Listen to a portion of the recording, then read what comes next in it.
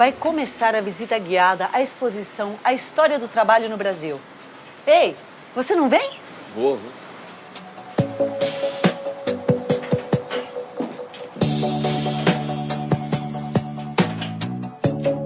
Essa exposição é sobre a história do trabalho no Brasil, que começa muito antes da chegada dos portugueses por aqui, por volta de 1500. Os índios foram os primeiros trabalhadores do Brasil. Os nativos viviam da caça, da pesca e da agricultura. Na tribo, as mulheres eram responsáveis pela comida, pelas crianças, pela colheita e pelo plantio. Já os homens ficavam encarregados pelo trabalho mais pesado, como a caça, a pesca, a guerra e a derrubada das árvores. A vida tranquila que os índios levavam foi interrompida com a chegada dos portugueses. Para conquistar a nova terra, os invasores dizimavam tribos inteiras. Os portugueses não se fixaram imediatamente por aqui. Na verdade, eles estavam interessados na extração do pau-brasil. Isso durou 30 anos. Em 1530, o rei de Portugal, Dom João III, mandou organizar a primeira expedição para colonizar o Brasil e iniciar o cultivo de cana-de-açúcar. Uma mercadoria que valia muito dinheiro. A base da economia colonial era o engenho de açúcar. As plantações ocorriam em grandes fazendas produtoras de um único produto, utilizando mão de obra escrava, e vendiam principalmente para a Europa. A sociedade no período do açúcar era marcada pela grande diferença social. No topo estavam os senhores de engenho. Depois vinha uma classe de pessoas livres, como os padres, os comerciantes, os artesãos e os funcionários públicos. E na base da sociedade estavam os escravos, tratados como mercadoria e responsáveis por quase todo o trabalho feito na colônia. Em 13 de maio de 1888, depois de vários movimentos populares, a princesa Isabel assina a lei que abolia a escravidão, conhecida como Lei Áurea. Essa lei libertou cerca de 700 mil escravos. Mas, infelizmente, o fim da escravidão não melhorou a condição social e econômica dos ex-escravos.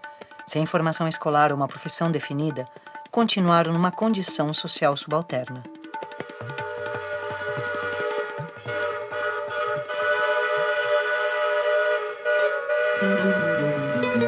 Foi esse trem que trouxe os imigrantes do Porto de Santos para São Paulo.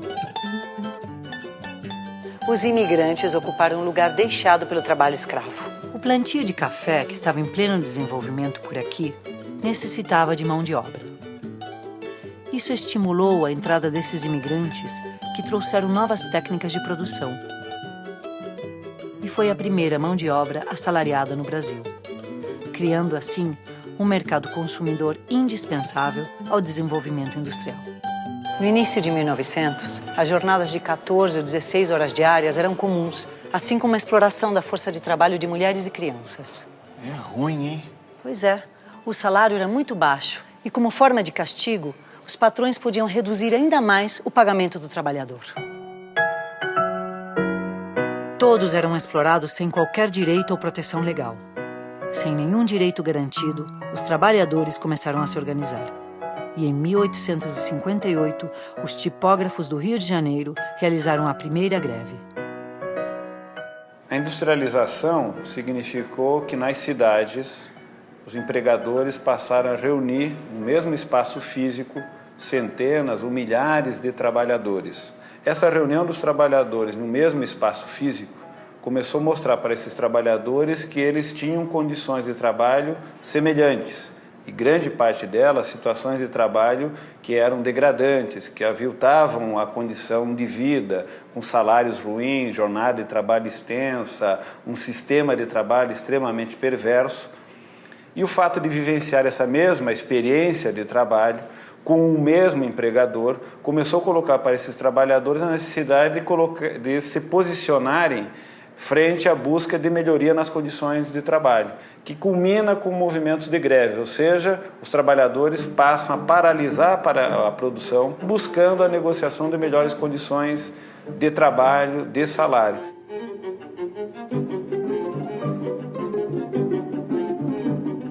No começo do século XX, a cidade de São Paulo despertava para sua vocação de grande centro industrial, atraindo gente da zona rural. O início do processo de industrialização deve-se ao café e aos investimentos em infraestrutura gerados pela produção. Entre 1914 e 1918, ocorreu a Primeira Guerra Mundial. O conflito estimulou a produção interna e ajudou o nosso crescimento industrial.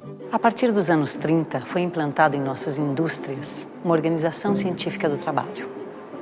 Esse método, também conhecido como Taylorismo, dividia o trabalho em etapas, fazendo com que um operário desenvolvesse tarefas especializadas e repetitivas. Assim, Taylor acreditava que a partir de um conjunto de procedimentos e de princípios, o trabalho poderia ser melhor organizado, subdividido e cada uma das frações intensificada em termos de produtividade, e o controle ficaria na mão da gerência.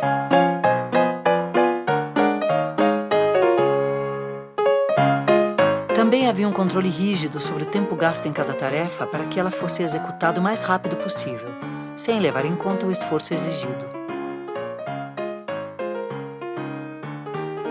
O trabalhador que produzisse mais em menos tempo receberia prêmios e incentivos.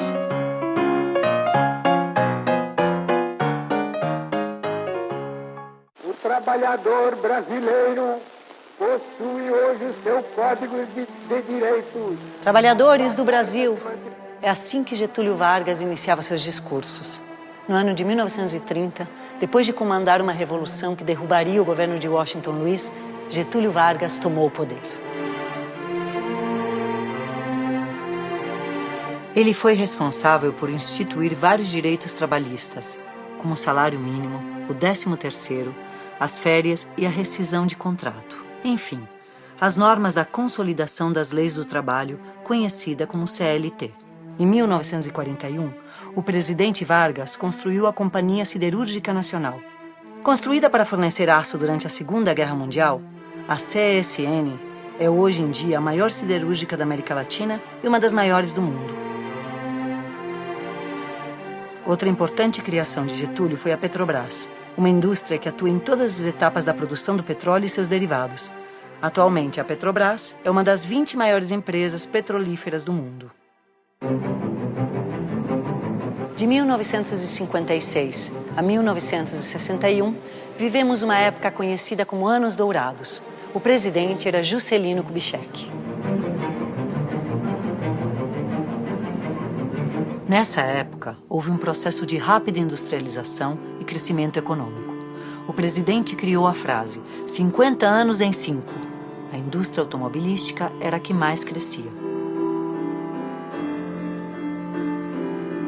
Juscelino também foi responsável pela construção da nova capital federal, Brasília. Para suprir a mão de obra necessária em indústria, a cidade de São Paulo começa a receber migrações nordestinas, que substituem os antigos imigrantes. Meu avô, ele estava nessa turma. Agora vamos para 1964. O nosso presidente era João Goulart. Jango, como era conhecido, queria implantar reformas de base, incluindo uma votação pela convocação de uma nova Constituinte. Também queria fazer uma reforma agrária, com a desapropriação de terras ociosas e a nacionalização das refinarias particulares de petróleo. Inclino-me mais a unir do que a dividir. O povo apoiava em massa o projeto de Jango. Porém, o partido de oposição e contrário às reformas formou uma aliança com os militares e deram um golpe militar que durou até 1985. A ditadura militar tinha controle total sobre os sindicatos. Realizava intervenções, substituindo líderes eleitos por dirigentes colocados pelo governo. Assim também era feito em relação ao governo dos estados e prefeituras. Éramos impedidos de votar, de escolher nossos próprios representantes. Muita gente que não concordava com esse regime se organizou e morreu para defender um país melhor para todos. Mesmo assim, os trabalhadores começam a se mobilizar e realizar greves contra as perdas salariais sofridas pelos trabalhadores. Em maio de 1978, várias categorias entraram em greve, dando início a uma série de lutas sindicais que se espalhou por todo o país em pouco tempo.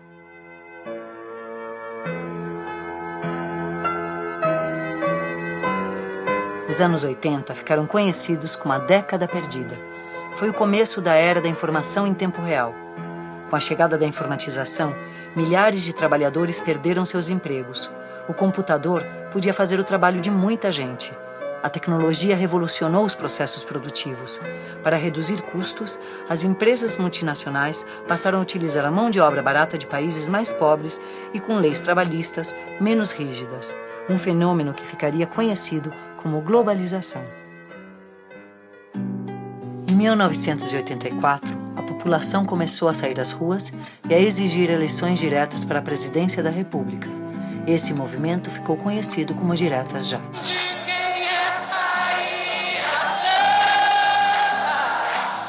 Durante o processo de abertura política, ficou claro a necessidade de uma Constituição que assegurasse os valores democráticos. A Constituição de 1988 apresentava avanços para o trabalhador, como a previdência rural,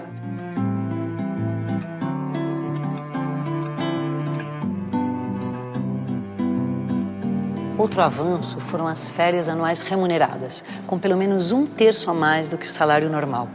A nova Constituinte também onerou o trabalho extraordinário e garantiu a liberdade sindical. Que bom! Em 1989, os brasileiros puderam finalmente votar. Fernando Collor de Mello foi o primeiro presidente da República eleito após o regime militar. Essa foi uma pequena exposição da história do trabalho no Brasil. Uma história que é feita todos os dias, através de lutas e avanços. Como disse o poeta Bertolt Brecht, há homens que lutam durante toda a vida. Esses são os imprescindíveis.